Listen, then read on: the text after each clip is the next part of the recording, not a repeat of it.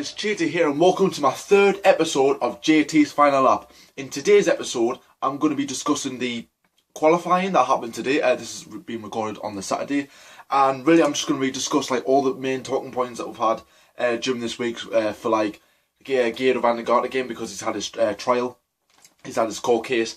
I'll be discussing that as well, but I'm going to kick things off with qualifying. For all of you that have probably watched, you all know that Hamilton's on pole. You've got Nico Rosberg in second place, and you've got Felipe Massa on third. A brilliant effort by the Williams, I would say, because it was sort of like, I think it was like someone was third, then it was Raikkonen, and then it was Vettel, and then it was Massa. So you can tell how tight it is in sort of the midfield areas. So sort of like midfield type top teams like Ferrari, Williams, Lotus, Toro Rosso as well. They look pacey.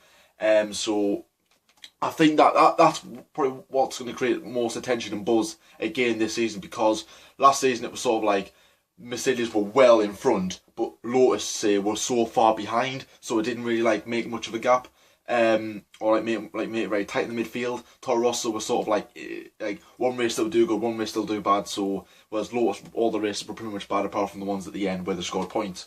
So I think this season is going to be like more competitive, as you can see, because Toro Rosso again, they do look fast. Lotus do look loads more better than what they did last season. Ferrari look like they can challenge for some race wins. So do Williams. That's if the Mercedes retired, because the Mercedes does look even faster than last year. Lewis Hamilton was saying that his car is better than the W05, which is the predecessor for the W06. So I think everyone can be afraid of the Mercedes.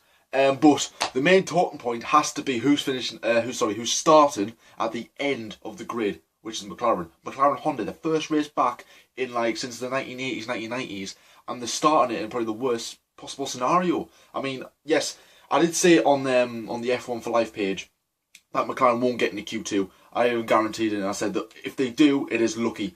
And for a change, I hope I was wrong. And unluckily, I was right. So that was a pretty bad way to go about your business in the Australian Grand Prix. Set my alarm for 5 o'clock in the morning. I get up, make myself a coffee, wake myself up. I'm watching this, and all I'm watching is just horror. Jensen Button nearly got through to Q2 though, didn't he? If you remember, because I think it was like 14th or 15th or something like that. Then gradually, one by one, Sauber got a fast lap, Toro Rosso got a fast lap, and Lotus got a fast lap. So that was the thing. And both drivers were in Q2 at one point. Then obviously that went down the drain. I've actually got some of your opinions here. Actually, two people who follow F1 for Life and my channel quite a bit have actually got their opinions through on qualifying. One is about McLaren, and one is about Red Bull. Because I asked them like, "What's your opinion on qualifying?" I didn't really get much feedback. I wouldn't, because I'm not that recognised. But two people here. So obviously, if you do get your questions in, I will answer them. Obviously, but if I get too many, say one day I get like 50 at once, I probably can't answer all of them. So, but for now I can answer two. Tim Saunders, if you're watching this, hello Tim, says disgraceful for a team of McLaren's stature in the sport. Anyone who has paid for F1 2015 merchandise should be fully reimbursed, which is basically refunded.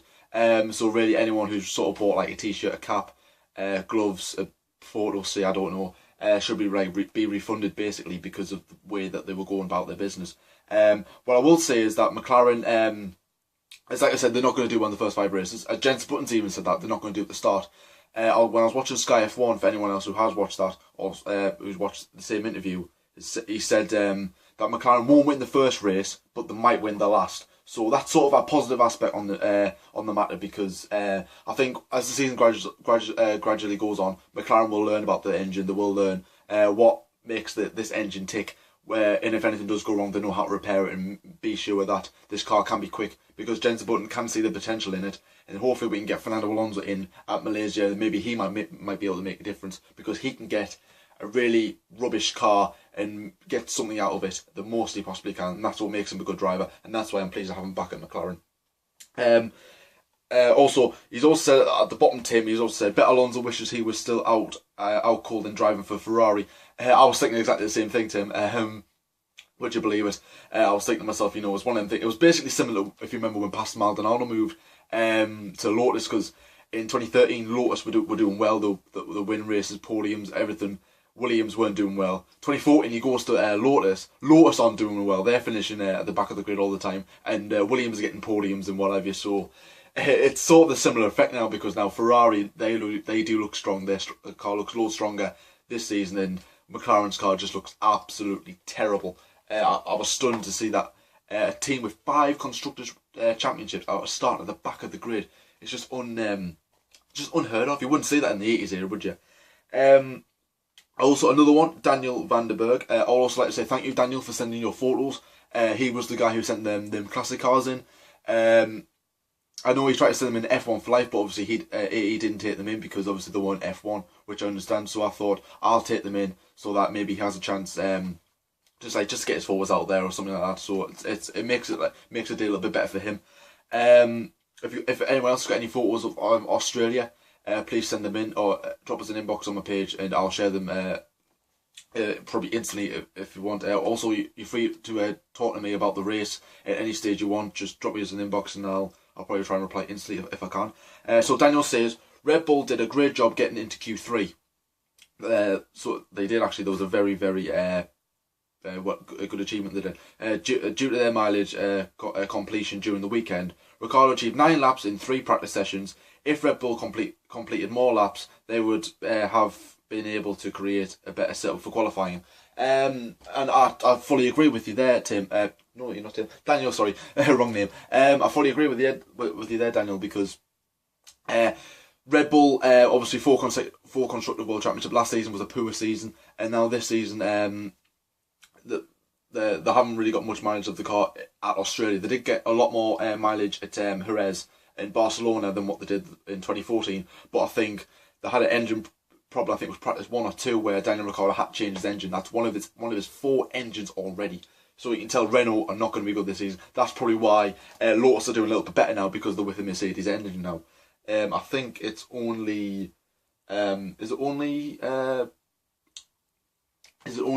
is it Red Bull and Toro Rosso that are with the Renault engine?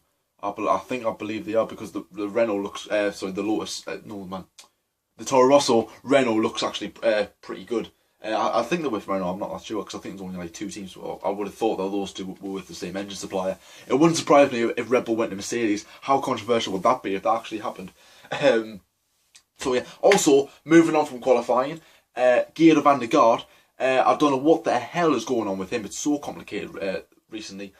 Basically, the court have ordered him to drive, that he has to drive at the weekend or something like that. But also, he needs a Super A license, which allows him to drive a Formula 1 car.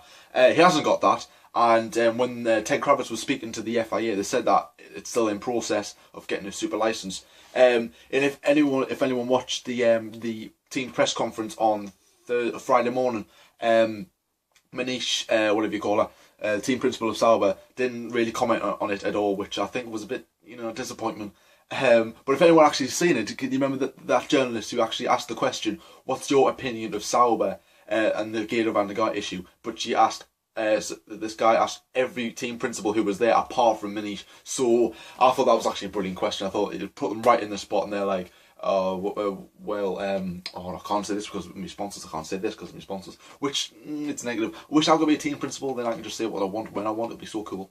Just to say that, like, what I think at Sauber it's ridiculous what they are doing and blah blah blah and what have you. So yeah, it's a weird issue. Ericsson, I shared a link saying that Ericsson will be replaced. Now I was hearing a little rumour that they might, which probably means Nasri has got more money than Ericsson, so maybe that's why Ericsson's going. I don't know if it's just for the one race or if it's for the entire season. I don't really know the entire issue. If anyone watching this does know the entire issue, then please let me know in the comments below. Also, I have been saying to these two who sent us in, Tim and Daniel, that I have a question for you, and everyone else is watching this. Right, if McLaren obviously competed in the race. Sorry, if Manor competed in qualifying because of problems, would they have finished above McLaren? Because obviously we don't know how fast this car is. We know it's got reliability issues because it didn't go out in qualifying, and it isn't going to go out in the race. And they're trying to aim for maybe Malaysia or even China to try and get that car in there, which most were sort of expected. So if the Manor racing team did run their car, would it be faster than the McLaren? That's the question of the day. That's the question of the episode. leave your answers in the comments below, or share them on my Facebook page, Formula JT, or even tweet us if you're on Twitter at JT_Formula15, and I'll reply, retweet all the tweets you have. And so yeah, that's going to wrap up this episode of JT's Final Lap. I hope you've enjoyed it. I hope everyone is liking my channel right now. I've got 37 subscribers, 50 subscribers before the British Grand Prix. It's a good target. I believe I can achieve that soon. But obviously, you do say that like, oh, the British Grand Prix is about in July. But really, as everyone knows, the season goes over so fast. Before you know, it'll be Monaco, then it'll be Germany, then it'll be Singapore, and then it'll be Abu Dhabi. So it goes over so quickly. But so thank you for everyone who subscribed. Please like the video. Also subscribe if you are new as well. And if you do like my videos, then obviously please subscribe. And I shall see you in my next.